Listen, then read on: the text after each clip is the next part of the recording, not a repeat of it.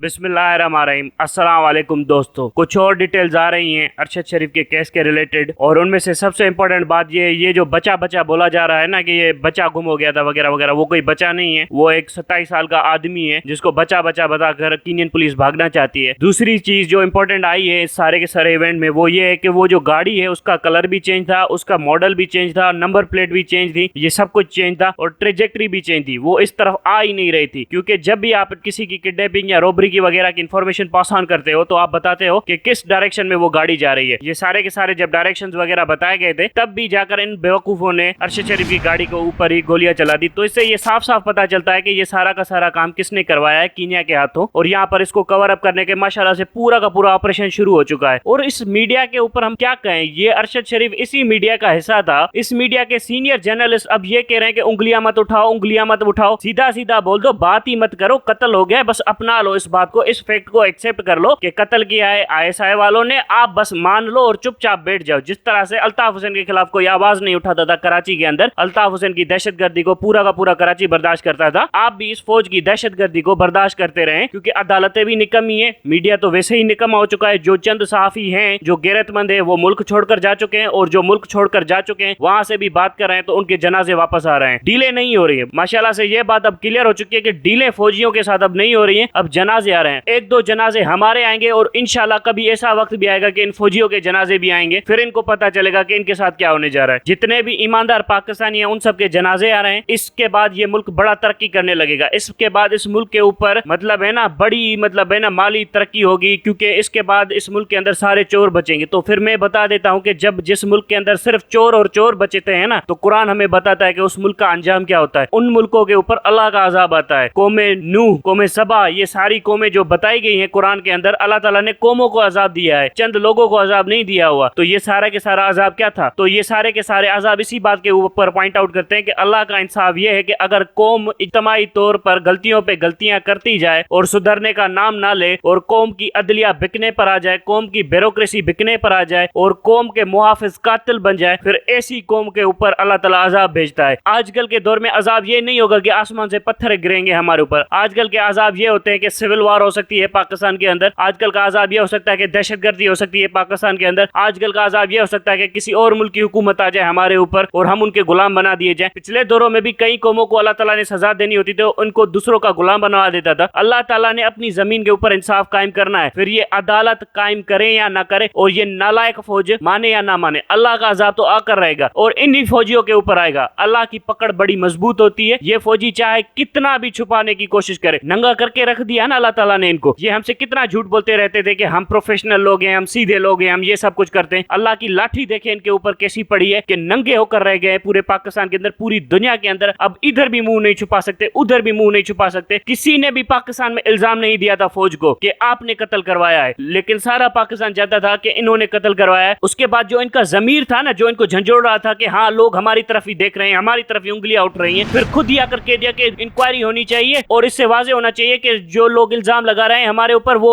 गलत इल्जाम है और हम सब दूध के धुले हुए हैं। किसी ने भी इल्जाम नहीं लगाया था। ये तुम्हारा जो अंदर का जमीर है ना, जो तुम्हें मलामत कर रहा है कि तुम लोग दहशतगर्द हो, तुम लोग खूनी हो और कातिल हो, एक मासूम शख्स का कत्ल किया है तुम लोगों ने, ये है वो तुम्हारे ऊपर जो अंदर जमीर तुम्हारी मलामत कर रहा है। लेकिन हो ही तुम बेजमीर लोग। तुम्हें क्या लगता है कि तुम लोग मारकर ये गाजी बनोगे? तुम्हें क्या लगता है अरशद शरीफ को मारकर तुम लोग गाजी बनोगे? और तुम्हें क्या लगता है कि तुम लोग तौबा करोगे, मक्के में जाकर हज करोगे और अल्लाह ताला तुम्हें माफ कर देगा? अल्लाह ताला तुम्हें गिरबान से पकड़ेगा, अल्लाह ताला तुमसे हिसाब लेगा। इन्हीं बातों का हिसाब लेगा जो तुमने किया है। ये तुमने जो मासूम बलोच मार दी, ये तुमने जो मासूम पख्तून मार दी, ये सारा कुछ खत्म हो जाएगा। ये सारी की सारी चीजें बस तुम लोग अपनी सर्विस से रिटायर होगे, पेंशन का चेक लेकर लंदन में जाकर एंजॉय करोगे, उसके बाद तुम्हें मौत नहीं आएगी। तुम्हें कब्र से निकाला जाएगा, तुमसे पूछा जाएगा और तुमसे इसी बात का पूछा जाएगा कि ये तुम लोगों ने जो दहशतगर्दी की थी इस मुल्क के अंदर, इसका क्या है, इसका जवाब दो। और इसके बारे में तुम्हें माफ नहीं किया जाएगा। तुम आज के बाद नाक रगड़ रगड़ कर भी रोना शुरू करो, तब भी अल्लाह ताला तुम्हें माफ नहीं करेगा। जो फौज अपने कौम के ऊपर जुल्म करे वो किस बात की मुहाफिज हुई, कैसी मुहाफिज हुई? जिस फौज में इतनी हिम्मत और हौसला ना हो कि दो अल्फाज मुखालफत के बर्दाश्त कर सके, वो किस बात की बहादुर हुई, किस बात का जर्फ हुआ उस फौज में जो मुखालफत में दो अल्फाज नहीं बर्दाश्त कर सकती? और किस तरह का पावरफुल इंस्टीट्यूशन हुआ ये जो दो अल्फाज मुखालफत के बर्दाश्त नहीं कर सकता? कुछ तो लोग हैं जो तुम्हें गालियां देकर जाते हैं और कुछ लोग होते हैं जो तुमसे पॉलिसी के ऊपर इख्तलाफ करते हैं। तुम्हें तो जो गालियां देकर जाते हैं, तुम्हें जलील दलील करके जाते हैं वो तो तुम्हें बड़े प्यारे लगते हैं, जो तुमसे पॉलिसी पर इख्तलाफ करते हैं वो तो तुम्हें जहर लगते हैं। और ये किस तरह का इदारा है जहां पर chief is always right, chief ने ये कह दिया तो बस सब कुछ ठीक हो गया, चीफ की बात की लाइन को टो करना है, चीफ को टो करना है। किस तरह का प्रोफेशनलिज्म है ये और किस तरह का डिसिप्लिन है फौज के अंदर। अब तो बातें खुलकर सामने आ रही है और खुलकर बातें होंगी कि ये फौज कर क्या रही है अपने साथ, अपने मुल्क के साथ। फिर हमें समझाया जाता है कि ये ना कहो वो ना कहो। इसी तरह की सेंसरशिप थी ना जब 1971 में जंग हो रही थी बांग्लादेश में कि फौजियों के खिलाफ किसी ने बात नहीं करनी। सारे सहाफी ये कह रहे थे पाकिस्तान के अंदर 1971 में कि आपने ये बात नहीं करनी, ये देखे मुल्क की सालमियत की बात है, फौज हमारी हमेशा से सही है। वेस्ट पाकिस्तान में यही प्रोपेगेंडा हो रहा था ना 1971 में। अखबारों में खबरें नहीं छपेंगी, जिस तरह से अरशद शरीफ की आज अखबार में खबर नहीं छपी है, यही प्रोपेगेंडा हो रहा था ना वेस्ट पाकिस्तान में। रिजल्ट क्या निकला? 90,000 फौजी सरेंडर, पूरा मुल्क तोड़ दिया। ये रिजल्ट निकला ना। जो आज सहाफी हमें समझाने की कोशिश कर रहे हैं कि आपको इल्जाम नहीं देना चाहिए, सबूत लाना चाहिए, तो 1971 का भी कोई सबूत नहीं आया था। 1971 में वहां पर जो दहशतगर्दी हुई थी उसका भी कोई सबूत नहीं आया था। कारगिल के ऊपर जो हमने मार खाई थी उसका भी कोई सबूत नहीं आया था। यही मीडिया था ना जो प्रोपेगेंडा कर रहा था कि कारगिल के लोग, कारगिल के अंदर हमारी फौजें इस तरफ थी लाइन ऑफ कंट्रोल के, उस तरफ नहीं थी। बाद में पता चला कि लाइन ऑफ कंट्रोल के उस तरफ थी। तो क्यों झूठ बोला पाकिस्तानियों से? झूठ